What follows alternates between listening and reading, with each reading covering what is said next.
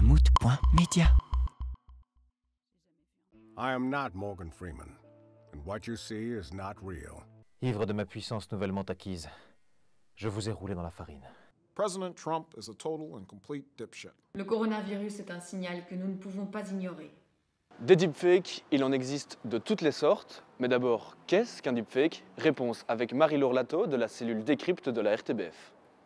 Un deepfake de base, c'est un trucage donc sur le visage de quelqu'un où on peut lui faire dire un peu et lui faire faire n'importe quoi. Aujourd'hui, grâce à l'intelligence artificielle générative, on arrive à créer des visages, des corps, du son qui n'ont jamais existé.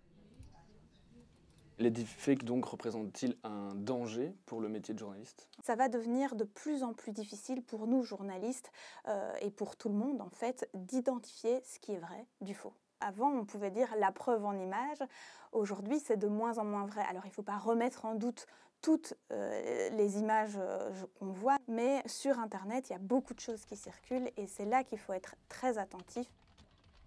Parmi les victimes de ce phénomène, François de Brigode, le présentateur du journal parlé de la RTBF, qui témoigne pour Mammouth Media. Plus de 10 000 habitants de la Belgique ont déjà téléchargé le nouveau jeu qui a littéralement conquis le marché avec des chances étonnantes de gagner. Quand vous revoyez cette vidéo, ça vous fait... Ça reste scandaleux pour moi parce que je crois que ce n'est pas tellement mon image qu'on utilise, c'est l'image de la RTBF, le cadre. Par contre, ce que je trouve de positif, c'est que la RTBF a réagi immédiatement, y compris au côté pénal. La première fois que vous l'avez vu, entendu? C'est de se dire, voilà, l'intelligence artificielle fait du dégât. Donc ça, c'est un scandale. Oui, ça continue à me choquer. Ça a le goût du journalisme, ça n'est pas du journalisme, mais ça ressemble à du journalisme, donc on peut faire croire que c'est la vérité. Et ça, c'est un danger pour le futur. Les deepfakes sont donc un phénomène très présent sur Internet. Il est facile de les faire, mais comment les reconnaître? Réponse avec Églantine Nissen dans les bureaux du VIF.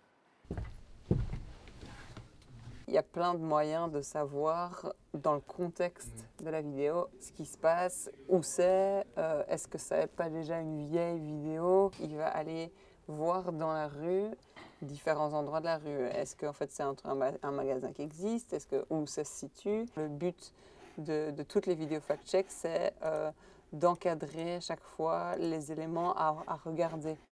Les deepfakes représentent donc un réel danger.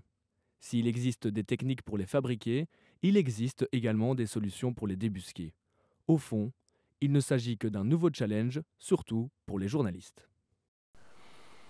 Adieu. Mammouth.media. Mammouth.media?